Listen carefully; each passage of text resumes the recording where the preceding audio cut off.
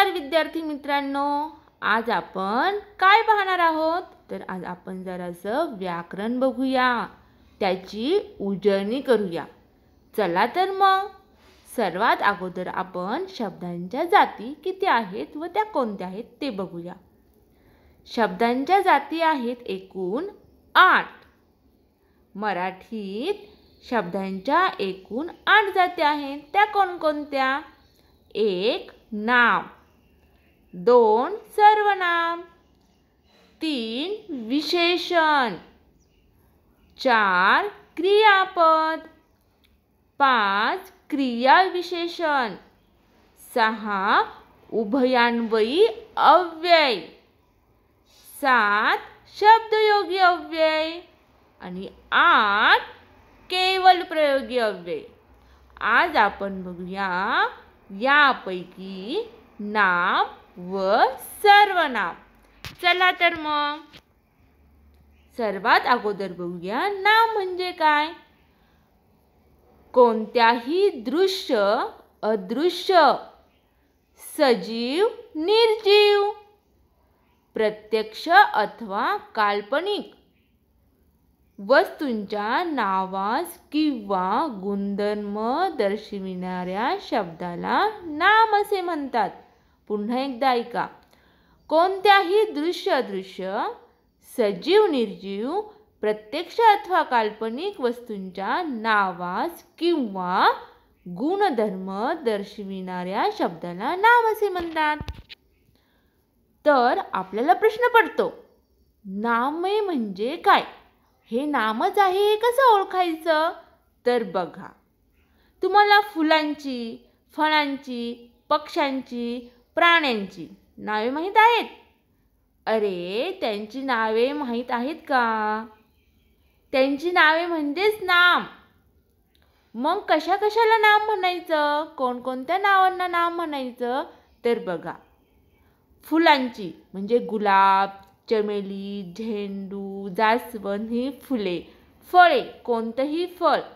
त्याचप्रमाणे पुढे पक्ष्यांची, प्राण्यांची, नद्यांची, पर्वतांची, वस्तूंची, मुलामुलींची, देशांची म्हणजे भारत देश, या पद्धतीचे अनेक देश, धान्यांची, गहू, ज्वारी, बाजरी इत्यादी, ग्रह, बुध, गुरु, नेपच्यून, प्लुटो इत्यादी, नक्षत्र जसं रोहिणी नक्षत्र, हत्ती नक्षत्र असतात ना ते, ताऱ्यांची नावे, काल्पनिक नावे, काल्पनिक म्हणजे कोणती? जसे परी, माहीत आहे की नाही? त्या पद्धतीची. गुणांची नावे जसे सुंदर हा एक गुण आहे, असेच अनेक प्रकारची गुण आहेत. मनाची स्थिती जसा आनंद, राग ह्या काय असतात? मनाच्या स्थिती असतात. ऋतू उन्हाळा, पावसाळा, हिवाळा इत्यादी. झाडांची नावे नारळाचं झाड, फणसाचं झाड अशी. कीटक यांची नावे, राज्य, जिल्हे, महिने यांची नावे ही सर्व नामांची उदाहरणे आहेत. आता समजलं नाम कसं ओळखायचं ते? आता हे सर्वांची नावे म्हणजे नाम. आता बघा, आता तुम्हाला मी प्रश्न विचारला की पुढील वाक्यातील नाम ओळखा. हे चॉकलेट खूप गोड आहे. हे चॉकलेट खूप गोड आहे. बघा हा, आता यातील नाव कोणतं? गोड आहे, चॉकलेट आहे. यापैकी कोणतं आहे? तर चॉकलेट. कोणतं? चॉकलेट. आपण चॉकलेट जर दाखवलं तर काय म्हणतो? तर चॉकलेटच म्हणणार ना, कारण त्याला एक विशिष्ट नाव आहे. हे आहे नाव. गोड आहे, पण चॉकलेटविषयी ते माहिती सांगते ना, ते कसं आहे? गोड आहे. म्हणजे ते नाम झालं का? तर नाही, ते विशेषण झालं. ते चॉकलेटविषयी माहिती सांगतं, म्हणून ते विशेषण आणि चॉकलेट हे नाम झालं. आता पुढे पहा. पाऊस कमी झाला. पाऊस हे नाव. शब्बीर खाली बसला. नाव काय आहे? शब्बीर.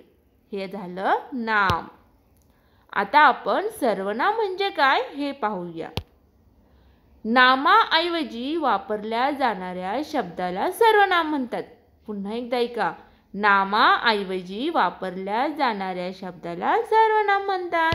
बघा तर मग उदाहरणार्थ बघा. तू, तो, ती, ते, त्या, तुम्ही, मी, आम्ही, हा, ही, हे, जो, जी, जे, ज्या, कोण, काय इत्यादी जे आहेत ते सर्वनाम असतात. आता बघा. मी शाळेतील गृहपाठ करतो.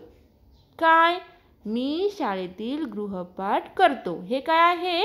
एक वाक्य आहे. त्यातील आपल्याला सर्वनाम शोधायचे. तर मी हे काय आहे? सर्वनाम आहे. आता बघा, मी एखादं तुम्हाला उदाहरण दिलं. राधिका अभ्यास करते. राधिका अभ्यास करते. राधिका हे काय झालं? तर नाम झालं. आता ती खूप हुशार आहे. काय आहे? ती खूप हुशार आहे. आता याच्यामधलं सर्वनाम काय झालं? तर ती. काय झालं? ती. आता राधिका हे काय आहे? नाम आहे. आणि ती काय आहे? सर्वनाम आहे. हे कसं ओळखायचं? बघा, मी अगोदर काय म्हटले? राधिका म्हटले. राधिका काय म्हटले? राधिका हे काय आहे? नाम. राधिका अभ्यास करते. आणि आता नंतर काय म्हटले मी? ती खूप हुशार आहे. मी राधिका ऐवजी ती हा शब्द वापरला. बरोबर? मी पुन्हा राधिका म्हटले का? तर नाही. मी राधिका ऐवजी ती हा शब्द वापरला. राधिका हे आहे नाम. मग नामाऐवजी मी काय वापरला? तर सर्वनाम. सर्वनाम म्हणजेच ती. आता आलं लक्षात की नामाऐवजी आपण काय केलं? तर ती शब्द वापरलं. म्हणजेच हे झालं सर्वनाम. बघा तर मग आपण आज नाम आणि सर्वनाम यांची व्याख्या आणि उदाहरणे बघितली. अशाच प्रकारची वाक्ये तुम्ही शोधा आणि नाम सर्वनाम ओळखा. धन्यवाद.